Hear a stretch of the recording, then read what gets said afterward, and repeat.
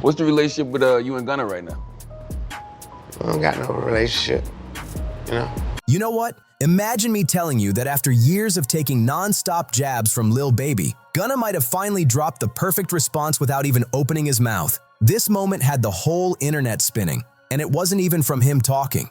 His fans did the heavy lifting at his show, and the reaction went wild. Stick with me because I'm about to break down exactly how this whole clash even started, why Lil Baby is looking like one of the biggest contradictions in the rap scene, and how Gunna just hit him with one of the coldest silent comebacks the culture has ever seen. This move had people saying, he really did that. Let me take you back to when everything was still solid between them, because to understand why Gunna's quiet moment hit so hard, you gotta know the whole setup behind their fallout. I became affiliated with YSL around 2016. Is that true as it pertains to you, Mr. Kitchens? Yes, ma'am. YSL is a music label and a gang, and you have personal knowledge that members or associates of YSL have committed crimes in furtherance of the gang. Yes, ma'am. And do you acknowledge the following statement? I recognize, accept, and deeply regret that my talent and music indirectly furthered YSL the gang to the detriment of my community. YSL as a gang must end. Is that your statement or acknowledgement? Yes, ma'am.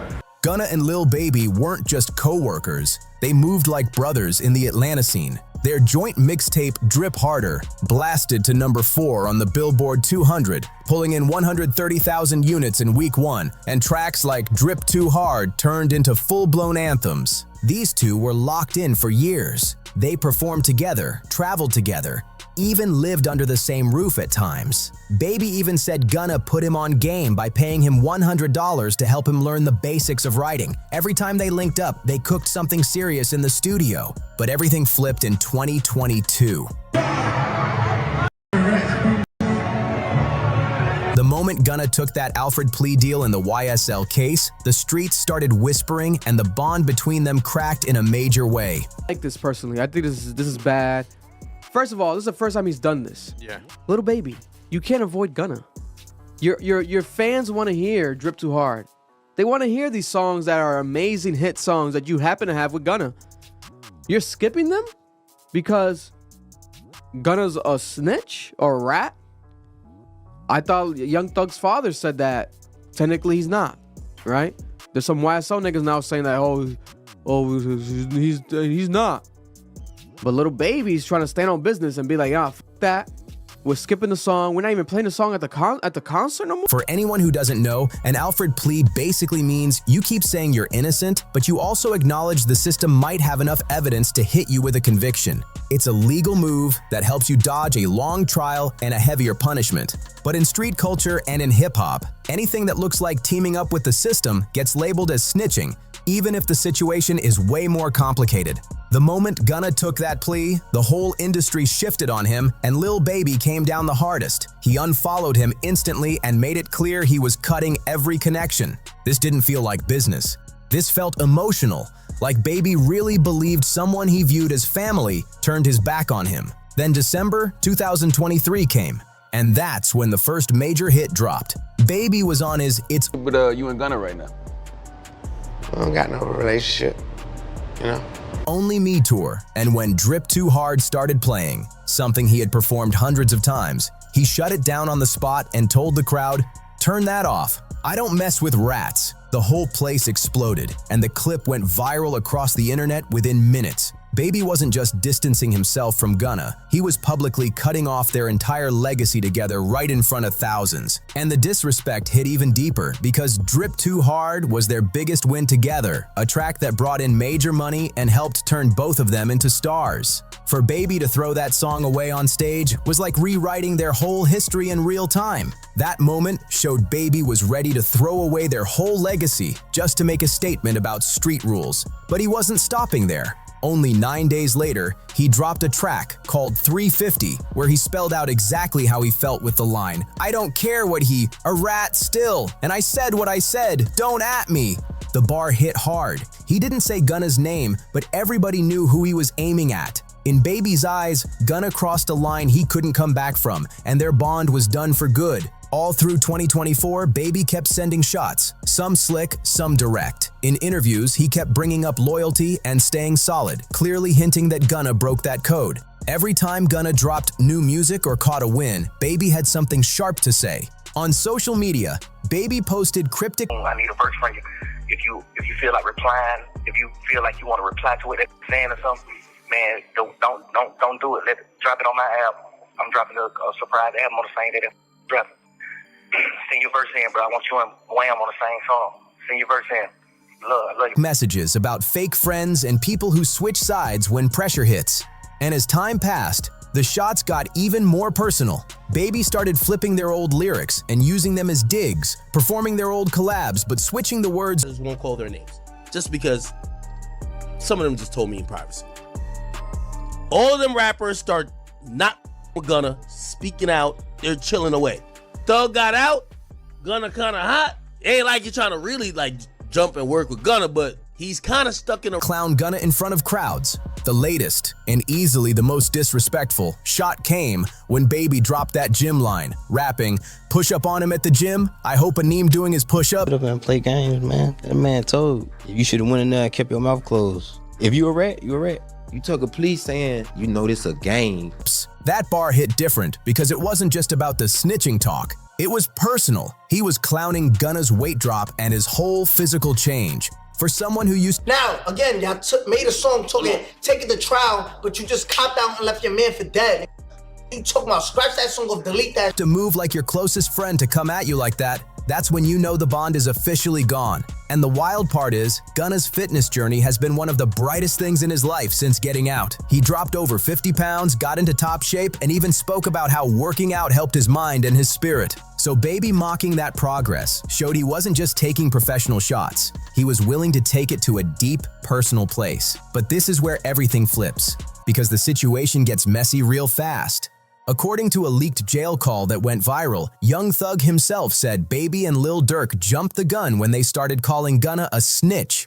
In the call, Thug basically said these rappers pushed that story before even knowing what truly happened in the case. That was huge because it came straight from Thug, someone who was actually involved and fully aware of the real details. Thug said Baby and Durk reacted off emotion and ended up creating a whole storyline that he had to ride with just to protect his own street image. Not dropping your cash cow from your label. At all. You're not doing it. Even if you think he's a snitch. You're not doing it. Joe, you not doing it. There's some people Some that people would do that. Some people would. Who? A lot of people would do that. We got 100 years in the music business. Point me to one person that's done it. All we have is a pattern of working through their discrepancies because it's way too much money involved in the music business. Y'all can't fool me with that y'all tell your street buddies. Sorry. He basically revealed that the entire Gunna is a snitch narrative was pushed by artists who weren't even involved in the case at all. Think about that for a second. Baby cut off someone who moved like a real brother to him, dragged him in public, and broke apart their whole musical bond off what Thug himself described as straight up jumping the gun. That's not loyalty, that's following a crowd without checking the facts. Baby let street rules and online pressure crush a friendship that helped shape both of their careers. But here's where the hypocrisy starts getting loud, because Baby's own business world doesn't match the energy he gives Gunna. His label, Quality Control Music, is co-owned by Pierre P. Thomas, someone who has his own documented situation involving cooperation with law enforcement. Back in 2010, P allegedly spoke with Atlanta police about a case involving his friend who lost his life. Paperwork leaked online showing he gave information about what happened that night. Now let's be real, nobody's judging P for wanting justice for his friend. Most people would react the same way if somebody close to them got hurt or worse. But if we're using the exact same street rules Baby used to judge Gunna, then P would fall into that same category Baby was yelling about. Yet Baby clearly has no issue being in business with P, making millions together and pushing a whole empire built with him. Baby has never called P a rat, never stepped back from quality control, and never said a single public word about P's cooperation with law enforcement. The double standard is loud, and it proves Baby's stance clearly isn't rooted in real principles. This contradiction gets even clearer when you realize Baby has never been tested in a serious legal situation. It's easy to talk about staying solid when you've never had to choose between a plea deal and spending the rest of your life behind bars. Baby's been lucky, He's avoided major legal trouble, so he's never had to face the type of pressure Gunna went through. So the irony is wild. Baby is judging Gunna for a position he's never experienced, while at the same time doing business with someone who actually did cooperate during an investigation. It shows his outrage is selective, driven by public perception instead of real street rules. Meanwhile, Gunna has handled all this chaos with a level of calm that shocked the whole industry. Instead of jumping into a messy back and forth, he locked in on his music and kept building. His last album was a commercial and critical win, debuting at number 15 on the Billboard 200, proving that all the snitching talk didn't crush his fan base like people expected. Gunna's whole strategy has been letting the numbers speak. While Baby and others kept throwing shots, Gunna kept selling out arenas, stacking chart placements, and growing his brand. He packed out major venues like the Barclays Center in Brooklyn and the YouTube Theater in Los Angeles, showing his support is still huge and loyal. And on the rare occasions Gunna has spoken on the situation, he made sure to keep it sharp and controlled. He's handled the whole situation with a level of class in his music. He's made quiet, clever references to how certain people switched up on him, but he's never dropped to name-calling or personal attacks. Tracks like Bread and Butter had subliminal lines, but they were smooth and artistic, not messy or disrespectful. But the moment that truly showed Gunna's mindset happened at a recent show. A fan in the crowd held up their phone with F Lil Baby written across the screen, clearly trying to get Gunna's attention and maybe push him into addressing the beef. And when Gunna saw it, instead of getting tense or dodging it, he burst out laughing, like genuinely laughing hard. That one reaction said everything. Here's a man who's been getting hit with disses for more than 2 years straight, and when someone tries to drag him into the drama, he just laughs. It showed he isn't angry, bitter, or pressed about any of it. If anything, he thinks the whole situation is almost funny now. The clip of him laughing went viral instantly, and the reactions were wild. Some people felt it was disrespectful, like he wasn't taking Baby's shot seriously. Others thought it was the perfect move, showing he's grown past the negativity and refuses to get pulled back in. But everybody agreed. That moment revealed exactly where Gunna's head is at right now. And what made it even more powerful is that it happened at his show, surrounded by his fans. This wasn't a random run-in somewhere. This was Gunna completely in his zone, fully backed by people who support him. That laugh wasn't fake, forced, or staged. It was real, and it showed he's at peace with where he's standing today. It looked real, like Gunna honestly finds the whole situation funny now. And that reaction showed the huge difference in how both artists are dealing with everything. Baby keeps throwing shots, dropping lines, and reminding the world about their old friendship, while Gunna has clearly moved on and isn't wasting energy firing back. He's not dropping diss tracks, not posting subliminals, not begging for attention. He's just living his life and letting the wins stack up. And honestly, that might hit Baby harder than any actual diss ever could. By laughing it off, Gunna is basically saying Baby's opinion doesn't hold weight anymore. And that's the coldest dismissal of all. It shows Gunna sees Baby as irrelevant to his peace, his success, and his day-to-day happiness.